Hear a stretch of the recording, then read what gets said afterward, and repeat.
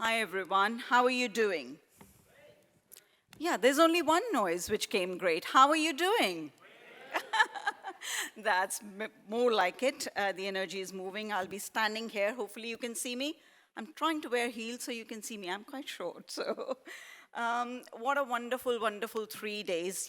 I met some wonderful people and lovely, lovely talks. And the last talk, meditation and all that, that really connects with me, so it flows. So today I'm talking about how to co-create with the universe. But let me introduce myself. I'm Sangeeta Dewan from UK. I'm a life coach, public speaker, a Reiki healer, and a parent. And why I introduce myself as a parent, because that is what I'm going to talk about. That's what, education, we are talking about kids, we are talking about teachers, but we are missing out. Parents are really important, integral part of our, development, and we really need to talk about them. So I want you to interact with me. We will do some energy healing as well. Hopefully you're ready for that. But I want to ask you these 3 questions, and please raise your hands to answer with me. Is how many of you would love to have a nice, loving, kind relationship with your children? By raise of your hand. Is there many people not raising? Quite a lot of you are raising. Okay, thank you. How many of you would like to feel energized throughout the day so you can balance your work and life? Yes, most of us do, thank you. And the last one, how many of you would like to have clarity in how to achieve your biggest goals without stress and anxiety? Yes, thank you so much. We all want to do really well, but the biggest problem today we challenge is stress. Do you agree? There's a lot of stress, there's a lot of anxiety, and I totally agree. No one can cut away the stress totally. Our circumstances will never be always perfect. There'll be something, there'll be a part of us that may be having a fear, having an anxiety, something else moves. So one of our biggest problem is that most of us are living in constant state of stress and can't switch off. And that's what it is a problem. Overthinking is becoming a big, big struggle. And believe it or not, that is the root cause of many of our problems, like mental crisis. We are having mental health issues everywhere, everybody's talking about. This breakdown in relationships, deteriorating health, addictions of substances, loss of sleep, and more. Now I want you to imagine the world we live in. If this remains unresolved, what will happen? Does it not directly impact our relationship with our children or our ability as a parent? Doesn't it? Of course it'll affect. And moreover, I became parent 23 years ago, and now I see parenting is very different. It's not same as a decade ago or even 2 decades ago. The cultural is changing drastically. We are living in more nuclear families. There's a lot of influence of social media and the negative influence. It's about bullying, it's about image, self-image. A lot of youngsters are dealing with that in silence. There's excessive competition everywhere. You see the nursery child, you want to send your child to a school, the parent is stressed with school to choose, And the biggest one I feel is the families are not spending quality time with their children because we are working long hours, In fact, the new national poll, when I research, was the biggest worries that are causing mental health and are affecting our lives, according to parent, are balancing family and work life, how to emotionally connect with your child, of course, the negative influence of social media, environmental changes that are happening all around us, how to keep children safe, ensuring children receive a quality education, and letting go as they grow old. And I know I had to let go of my children. They're 23 and 21. It can be really painful sometimes because, as a parent, you feel empty. They don't need you anymore. They don't need your support. Not so much. Moreover, there's another issue that violence is increasing in the world, and even young children are suffering from depression and anxiety, and at times taking extreme actions. I mean, I was talking to a few people yesterday, lunchtime, and it was such a powerful discussion. And she was mentioning that she knows in some of the circles she moves that 3-4 young kids took their own life. And that's really heartbreaking and really, really sad. So according to WHO, they're saying 800,000 people die from suicide every year.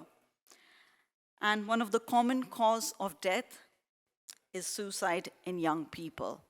And if we don't do anything about it right now, it will carry on increasing. So those are some of the stats. But the question I want to ask is, what is the best way to deal with it? Does anybody have an answer in the audience? Anybody wants to contribute? Yeah? Talk. That's great. Communication is really, really important. But, sometimes when we are in stress, in the situation, we don't know what to do because we are just repeating certain things that we observed our parents doing it. We are not stopping, we are not pausing. So that's the thing. But I think the better question to ask is what to do when you don't know what to do. A lot of people think, oh, well, I don't know what to do. So what do you do at that time? And I know today parents are doing a lot more physically for their children. I remember my parents, they were like 11, 12 siblings. Their parents didn't even have a clue. They're going to school, they're eating, things were happening. Today we have nuclear families, and we are doing so much for our children. I see a lot of us spending money in their education and taking them to clubs, spending a lot of time on holidays, trying to keep them occupied and happy. And yes, as a parent, sometimes we feel guilty because we are not spending enough time. So we buy them those gadgets, we buy them those things to say, hey, look, I'm working long hours, but there's a gift for you. That's what I'm getting to you. But I want you to remind yourself, and I had to remind myself every single day, I am a human being, and being means presence. Yes, I can give my child everything that money can buy, but if I'm not present with my child, everything I give is not going to matter, because the child will remember that the important day when he did play when he was 5-year-old and the parent wasn't present. That's what child will remember, that my parent didn't have time for me.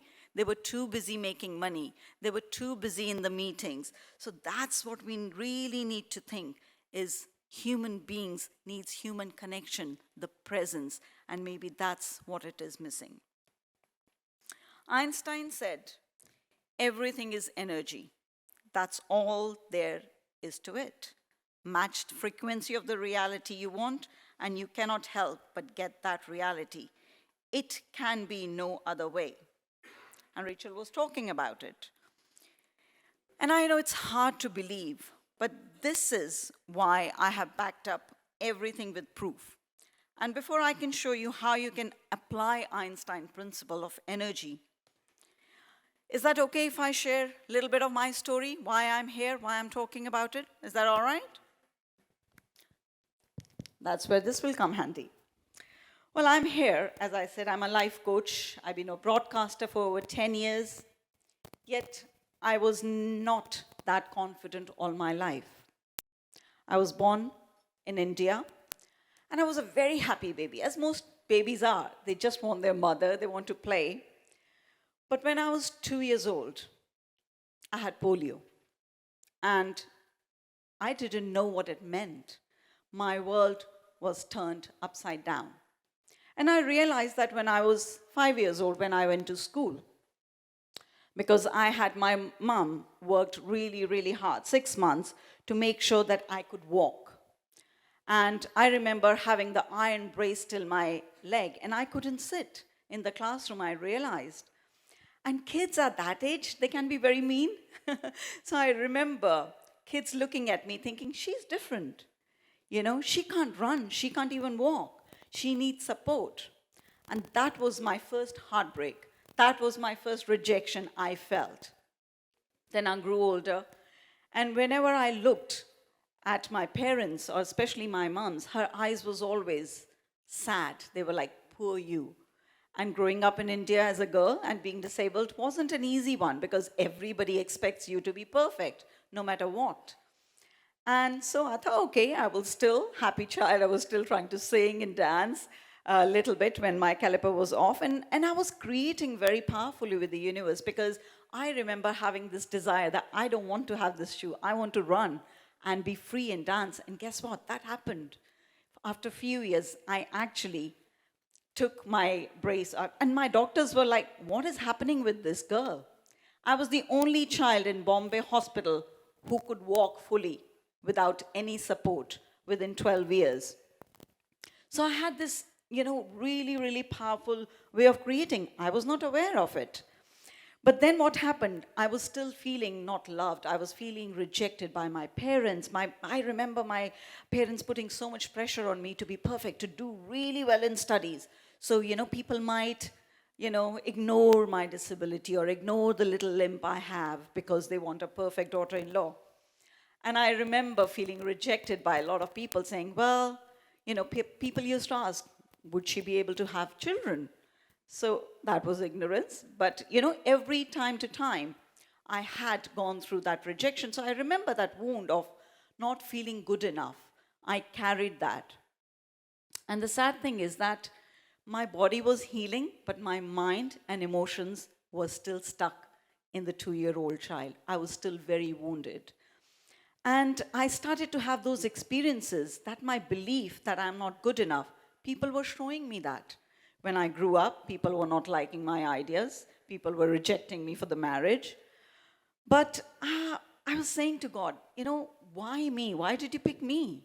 I see everybody around me healthy. Why me? Why did you reject me? So my connection with my God, with my universe saying, no, you also thought that I'm not good enough. So that continued, and I was not aware of it. That made my subconscious believe that I'm not good enough. But luckily, something changed, and I got married to a beautiful, beautiful man who was in UK. He came and saw me. He was my dad's friend's son, and he loved me just the way I am. He never questioned me. He said, you're beautiful the way you are. We got married, and we had lovely 2 boys. But I remember that pain that was seeping in me, every part of me, whatever I was doing. Because I was told I was not good enough, I have to work really hard. So what I learned as a child, I have to overgive. I have to overgive to earn that appreciation, that love, that somebody, saying, hey, it's okay, you're good. I was craving to hear that, you're good, you're perfect, we love you, we like you. So I was doing that with my, husband and relationship. I was giving a lot to my children.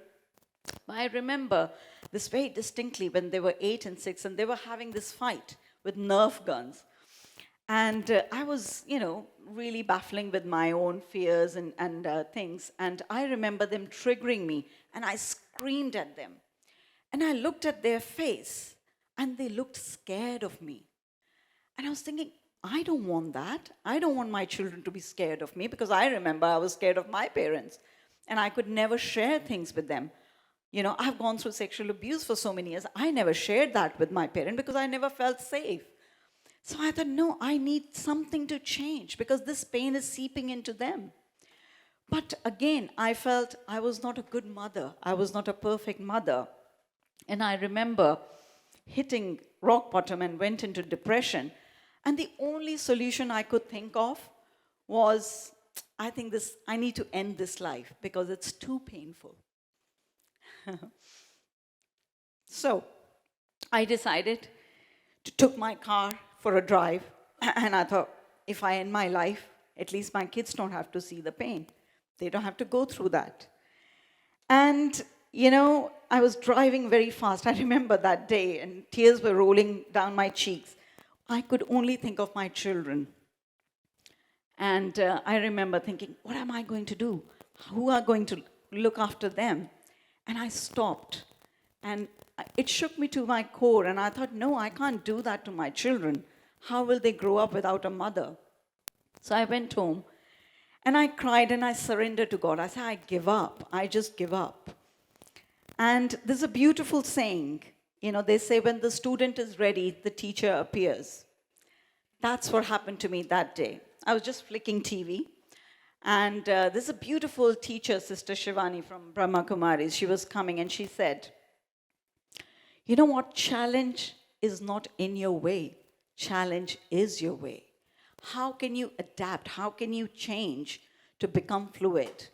And that changed me. And I thought, you know what? I've been carrying that pain for too long. It's time for me to let go. I didn't know how to let go. So the question, what to do when you don't know what to do? So I said, okay, I'm going to learn something about it. And she was talking about universe and all that. So I went on the journey of 11 years of spiritual growth. I learned that the energy I'm emanating, the world is only responding to that. So if I change my inner side, the inner chaos, then the outer peace will happen. And I learned so much about the energy and creation that I end up creating Inner Peace program that is transforming the world right now. I got 9 minutes, but I will share how to use that steps. But thank you so much for listening to my story. And I know I felt a little emotional.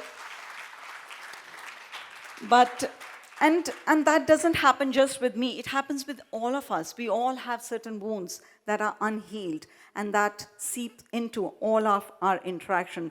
So that is my request for, as a parent, we need to deal with it so we can, take care of our children in a healthier way. So I will share how we can talk through this.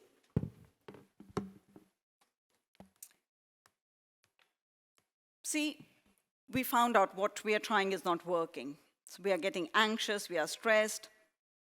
But I ask you something. I can't plant an apple seed and hope an orange to grow. So we cannot take any action from a place of fear and expect love to grow. We need to love ourselves so we can give that love. Now imagine a tree. If I become generous and I give you all a gift of plant to look after it, how would you look after it? Any answer? How would you look after a plant that I give to you? Where would you water it? Yes. So you're not going to water the branches. You're not going to clean the leaves. You're going to water the roots so everything else gets taken care of. Now imagine yourself as a tree. You're a tree. Your kids, your work is all your branches and flowers and fruit. So you don't need to look after them. If you take time to look after you, if you take time to water yourself, everything else gets taken care of. All your relationships will be sorted. All your work will be sorted. But right now what we are doing is we are focusing so much energy on our children, our work, and this and that. And at the end of the day, we are stressed. We are ill. And that's what we need to do. And one very important thing I remember, we all as a parent, when we say we have to tell the child what to do, and they should do it. But I realized our children don't do what we say. They do what they see. So if I'm not looking after myself, if I'm stressed and I'm telling them to be at peace or be joyful, it's not going to happen. So we need to take charge and we need to really become what we want our kids to be. And that's something I learned, really, really profound. So let me take you back at Einstein quote. He says, everything is energy, and that's all there to it. Match the frequency of the reality you want, and you cannot help but get the reality. It can't be any other way. So now my question is, how much do you know about energy? Anybody knows more? I know few people know. How much do you know about energy? Anybody? You know a little bit about energy? Great. So, we are trying to create something with physical body, and we are very focused because we think that is the only part we have. Yet, we are missing on something. We don't have just physical body. We have 5 energy bodies, and that's where the co-creation comes from. Every single of energy body is connected to the element that we live in. So we have 5 energy bodies: mental body, emotional body, etheric body, spiritual body, and then physical body. Now let's look at how it works. I recognize this 5 energy bodies with 5 elements, and how does it work? The mental body is like air element.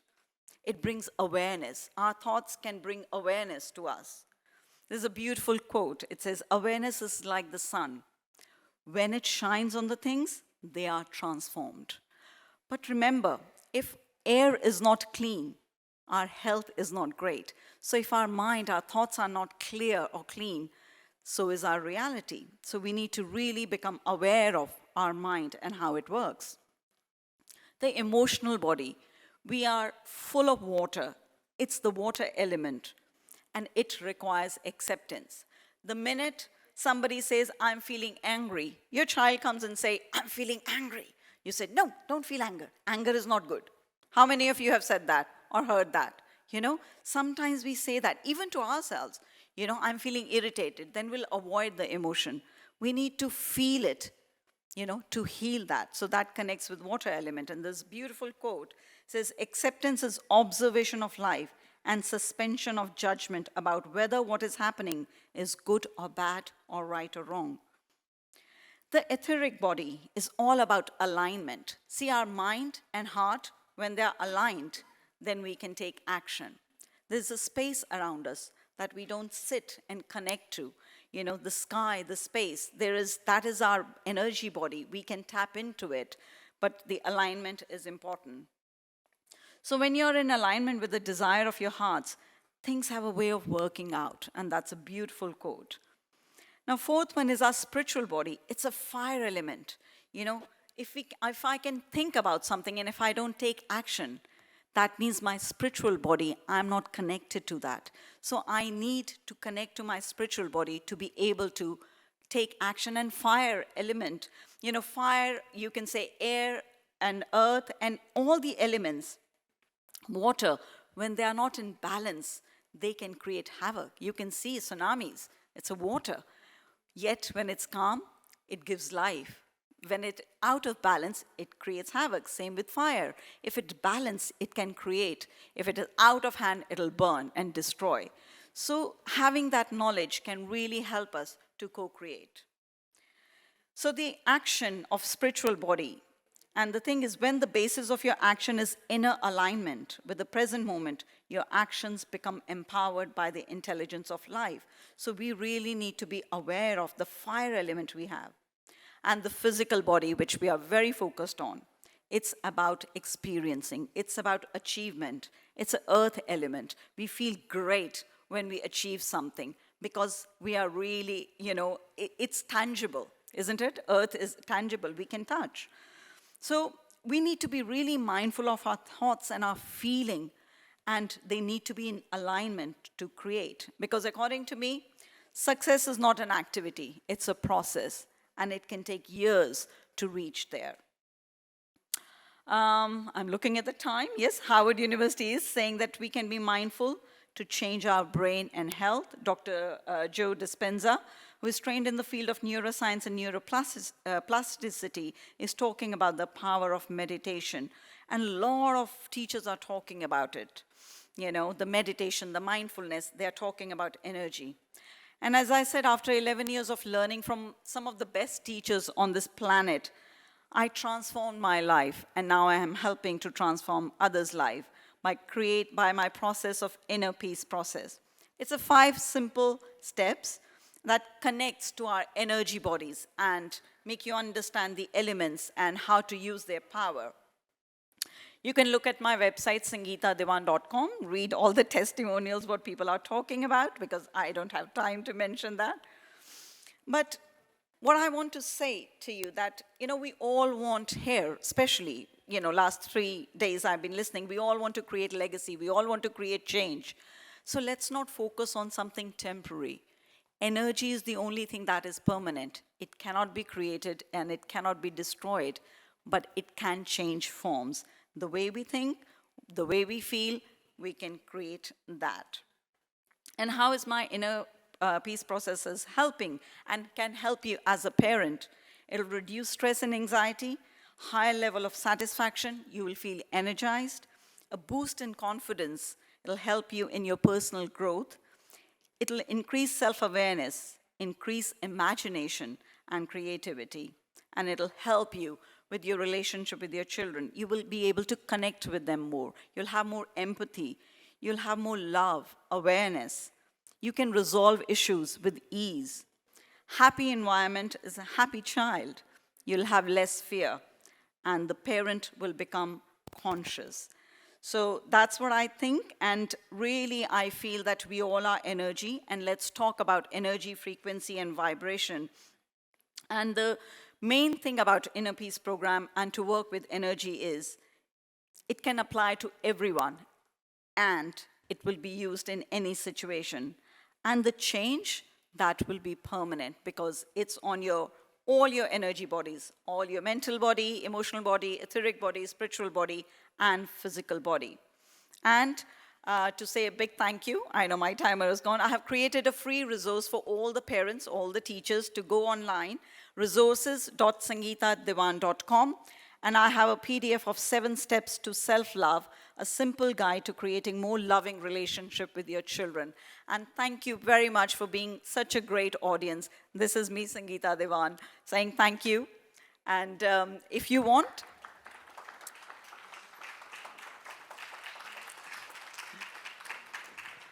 if we have 2-3 minutes of time, if you want to experience energy, would you like to experience energy shift? Do you have time? All right, let's do that. Is that okay if I do 2-3 minutes? Too late. Go, All girl. right. You did it. Go and do it. All right. Well, let's think about, energy which is bothering you. Something triggered. Now, imagine a person that you're really bothered about.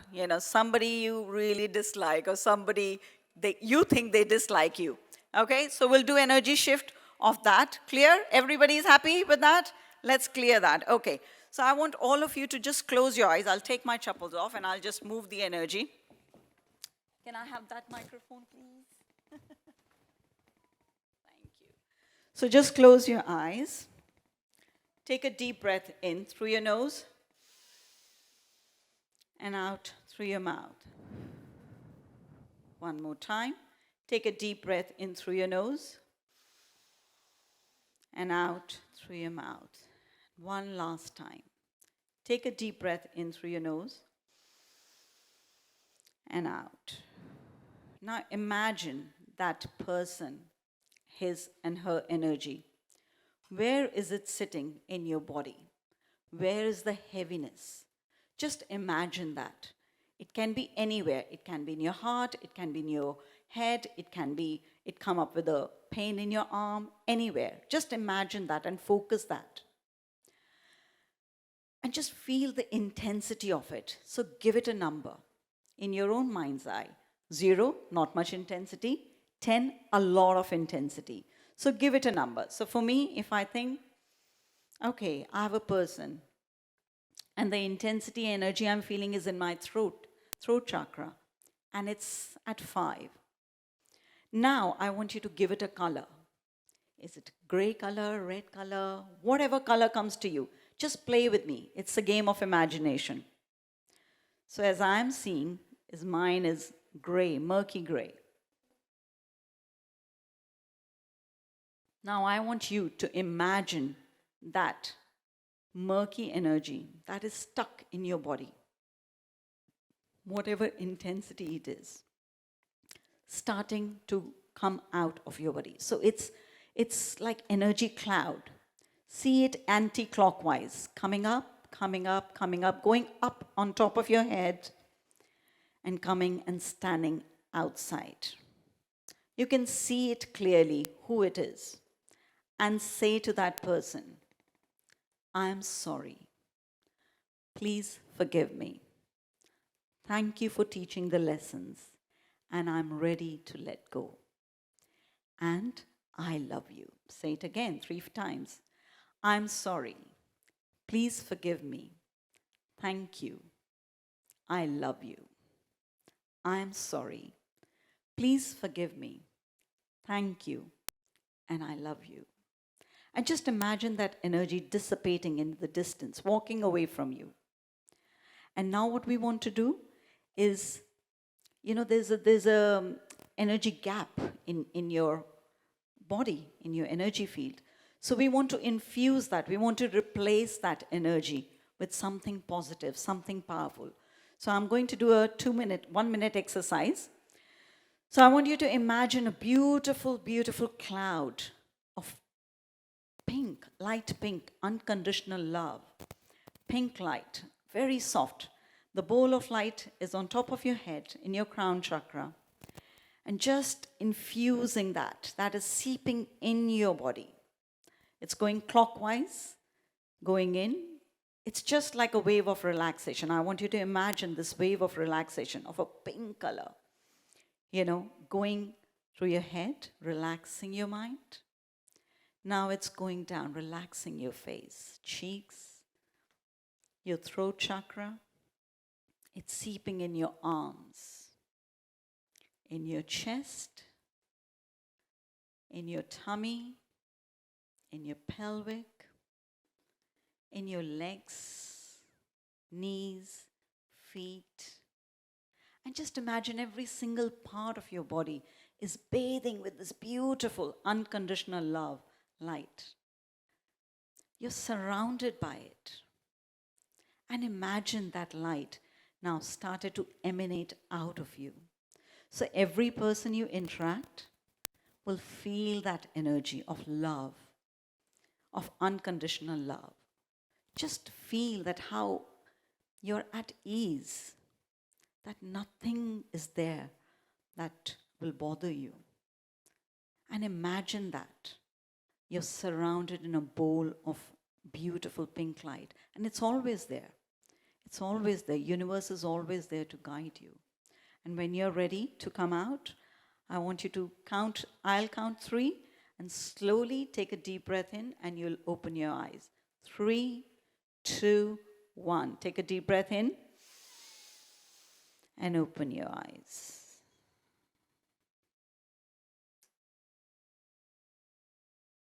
Anything happened? Anybody felt anything?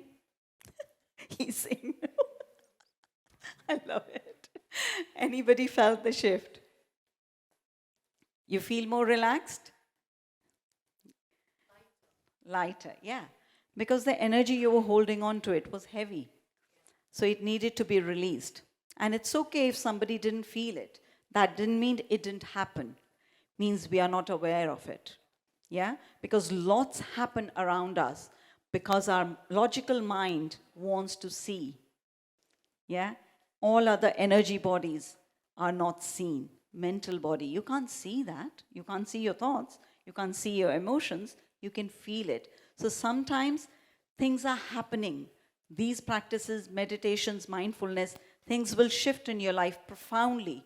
Yet you have to continue to do it every day. And I know I had a lot of friends who think logically. And I said, try it for 30 days. Take 5 minutes out, 10 minutes out, and after 30 days, tell me whether something is shifted or not. So just try it, and really, I hope that you will, inculcate some of the mindfulness and meditation practices in your day. And I really hope you will connect with me if you want to have group sessions for inner peace for parents or one-to-one sessions. Join me on sangeetadewan.com, and hopefully I'll connect with you soon. Thank you so much.